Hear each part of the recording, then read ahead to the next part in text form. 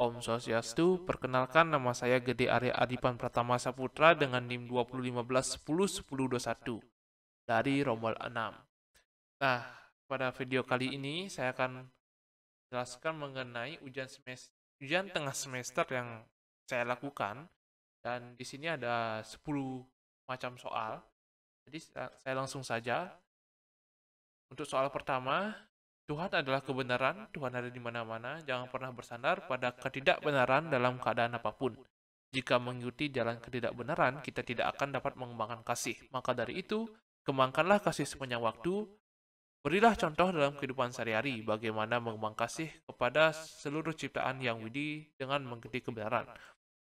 Kalau menurut saya, mengembangkan kasih kepada seluruh ciptaan yang widi dengan mengikuti kebenaran adalah seperti merawat binatang peliharaan dengan baik dan tulus. Kemudian menolong orang dengan rasa hati yang tulus, ikhlas tanpa mengharapkan imbalan. Ya. Kemudian untuk soal nomor 2, dengan mengucapkan mantra yang benar dan berulang-ulang akan membawa ketenangan pikiran. Jelaskan mengapa hal itu bisa terjadi. Nah, di sini saya mendapatkan jawaban dari Seriana Boyle, ya, dari blognya. Nah, jadi Seriana Boyle ini adalah psikolog. Jadi menurut Seriana Boyle ini, kalimat mantra tertentu bisa membantu seseorang memiliki kekuatan untuk berpikir positif. Nah, jadi Boyle ini menganalogikan dengan telepon yang berdering kemudian secara refleks membuat pemiliknya menanggapi panggilan tersebut. Nah, hal serupa itu bisa terjadi ketika secara berulang-ulang mengucapkan mantra tertentu, yang mana hal itu bisa mempengaruhi alam bawah sadar untuk jauh lebih positif. Gitu. Dan untuk soal nomor 3, berikan contoh pengalaman hidup yang pernah Anda alami yang ada hubungannya dengan renungan berikut. Apapun perbuatan yang kau lakukan, engkau akan menuai hasil yang sepadan, maka dari itu engkau harus mengembangkan moralitas dan meresapkan nilai-nilai kemanusiaan. Ketika makanan menjadi basi, tidak ada gunanya menyimpan makanan tersebut, karena ia akan semakin menjadi basi. Engkau mungkin saja bisa menyembuhkan dosa-dosamu dari masyarakat, namun engkau tidak akan dapat menyembuhkan apapun dari Tuhan. Nah, untuk soal nomor 3, itu berdasarkan pengalaman, ya. Jadi pengalaman pertama adalah saat mengikuti kejuaraan karate kabupaten di Denpasar, di mana saya selalu berlatih dengan sangat bersungguh dan pada akhirnya saya bisa meraih juara 2. Meskipun begitu, saya tetap bangga walaupun tidak mendapatkan juara pertama. Karena mungkin jika saya berlatih lebih keras dan lebih bersungguh lagi, bisa saja saya mendapatkan juara pertama. Nah, kemudian pengalaman yang kedua adalah ketika mengikuti tes UTBK, yang tepatnya itu pada tahun lalu, ya. Di mana itu saya tidak bersungguh-sungguh dalam mengikuti tes tersebut.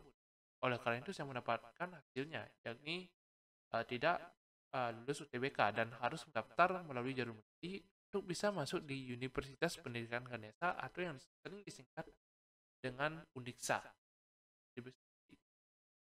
Untuk soal nomor 4, sebelum meditasi, cucilah muka, tangan, serta kaki, atau Anda mandi untuk membersihkan badan dari kotoran sekaligus membuat badan menjadi segar. Duduklah dengan memakai alas dari kain, tikar, atau selimut, posisi punggung tegak lurus, dan tangan diletakkan di pangkuan dalam posisi rileks. Pejamkan mata, serta tenangkan pikiran beberapa detik. Setelah itu, ucapkan mantra, jelaskan masing-masing tahap tersebut. Ya, jadi untuk soal nomor 4,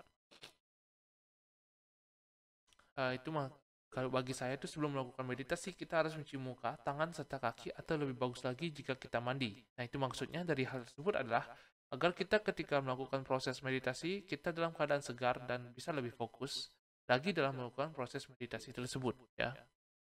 Kemudian duduk menggunakan alas dari kain tikar atau selimut. Itu maksudnya adalah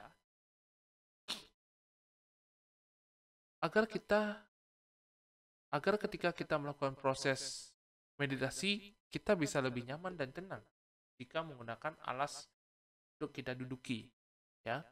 Kemudian posisi punggung tegak lurus dan tangan diletakkan di pangkuan. Itu maksudnya adalah agar ketika kita menjalankan meditasi kita bisa tenang dan rileks. Ya. Kemudian memejamkan mata dan pikiran tenang maksudnya adalah agar kita bisa lebih fokus dan hanya tertuju pada satu tujuan saja. Barulah tentunya kita bisa mengucapkan mantra. Ya, itu nomor 5. Jelaskan hubungan antara yoga surya namaskara dengan kasih pranayama. Berikan contoh pranayama yang cocok untuk asana tersebut dan badan dan pikiran dan gambarkan rangkaian yoga Surya Namaskara yang Anda ketahui dan apa maknanya. Ya, untuk soal nomor 5, Surya Namaskara terdiri dari 12 tab tubuh yang mana masing-masing pose berhubungan dengan salah satu dari 12 lambang zodiak. Nah, satu putaran yang lengkap dari Surya Namaskara yang terdiri dari 12 tab tubuh ini dilakukan 2 kali berturut-turut, lengkap dengan asana, mudra, pranayama, banda, dan mantra. Kedua belas Surya Namaskara adalah yang pertama ada pranamasana, ada sikap berdoa, yang mana gerakan ini berdiri tegak dengan kedua kaki merapat yang diletakkan mana tangan tersebut letakkan kedua telapak tangan bersamaan di depan dada. Kendorkan seluruh tubuh, bernapas normal, konsentrasi pada anahata, cakra atau cakra jantung. Ucapkan mantra Om Mitra Yana Maha atau penghormatan kepada seluruh makhluk dan memanfaatkan gerakan ini membentuk keadaan konsentrasi dan ketenangan dalam persiapan untuk latihan yang dilakukan.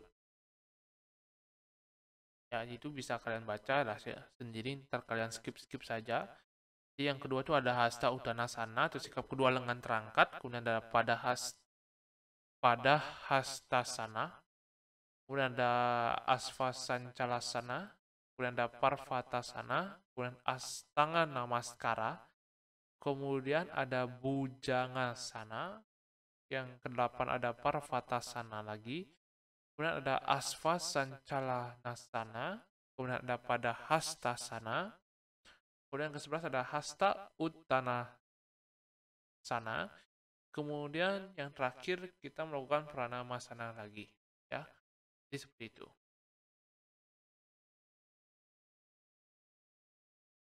Kemudian untuk soal nomor 6. Ide sang widiwasa bersifat Vyapaka ada di mana-mana. Jelaskan bagaimana Anda dapat mengatakan bahwa Tuhan itu ada di mana-mana. Jadi di sini kalau menurut saya, itu soal nomor 6, kalau bagi saya itu penjelasan mengenai Vyapaka atau Tuhan itu ada di mana-mana, yakni bisa dilihat dengan pelinggih yang ada di merajan atau sanggar di setiap rumah yang diberikan dengan nama yang berbeda-beda. Dan juga bisa dilihat juga dengan sarana banten atau canang yang dipersembahkan untuk dewa atau Tuhan dengan nama yang berbeda-beda pula. Ya, yang mana itu ada setiap pelinggih rumah ataupun pura. Ya, jadi seperti itu. Dan nomor 7, berilah contoh dalam kehidupan sehari-hari bagaimana mengembangkan kasih dengan mengikuti kebenaran seperti yang diajarkan dalam Bhagavad Gita. Kalau nomor 7 ini bagi saya ya, itu dengan mengamalkan konsep Trihita Karana, yakni parayangan, pawangan, dan palemahan. Di mana parayangan, pawangan, atau palemahan ini adalah hubungan harmonis dengan Tuhan, dengan Tuhan, kemudian dengan makhluk hidup, dan dengan lingkungan. Contoh dalam kehidupan sehari-hari adalah sembahyang setiap hari dan rajin membanten, kemudian suka tolong-menolong ke seluruh makhluk hidup, baik itu hewan ataupun manusia, dan menyapu halaman setiap hari. Kemudian untuk soal nomor 8, berilah contoh pengalaman hidup yang pernah Anda alami, yang ada ini soal nomor 8 ini sama halnya dengan soal nomor 3. Ya, jadi saya langsung saja. Kalau bagi yang tidak dengar tadi, pengalaman saya. Jadi pengalaman pertama adalah saat mengikuti kejuaraan karate kabupaten di Denpasar, di mana saya selalu berlatih dengan sangat bersungguh-sungguh dan pada akhirnya saya bisa meraih juara 2. Meskipun begitu, saya tetap bangga walaupun tidak mendapatkan juara pertama.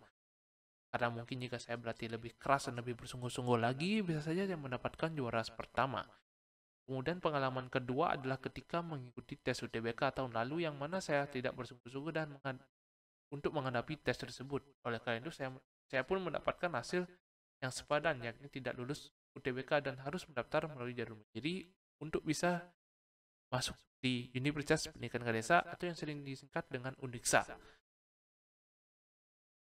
Udah untuk soal nomor 9, yoga dan meditasi adalah salah satu cara untuk kita bisa mendapatkan ketenangan jiwa, perasaan damai, dan bisa melepaskan kita dari rasa stres. Yoga dan meditasi bisa dilakukan oleh semua agama, bukan cuma untuk pemeluk agama itu. Karena sebenarnya yang dilakukan pada saat kita melakukan meditasi yoga adalah menenangkan pikiran, pemusatan pikiran, dan pengaturan nafas. Jelaskan mengapa yoga asanas penting untuk meditasi.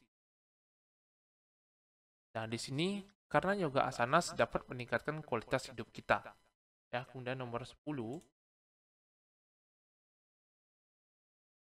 Ya, kemudian nomor 10 itu soalnya, peraturan dalam agama Hindu menegaskan bahwa yang mempunyai kewenangan untuk memimpin suatu yasna adalah orang suci atau orang bijaksana yang dalam hidupnya telah melakukan penyucian lahir dan batin melalui suatu upacara padiksaan dan pawintenan.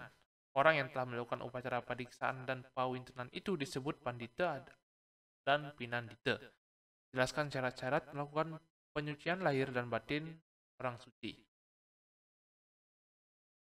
Untuk nomor 10, kalau menurut saya syaratnya adalah yang pertama laki-laki yang sudah menikah atau tidak menikah seumur hidupnya atau yang sering disebut dengan sukla brahmacari.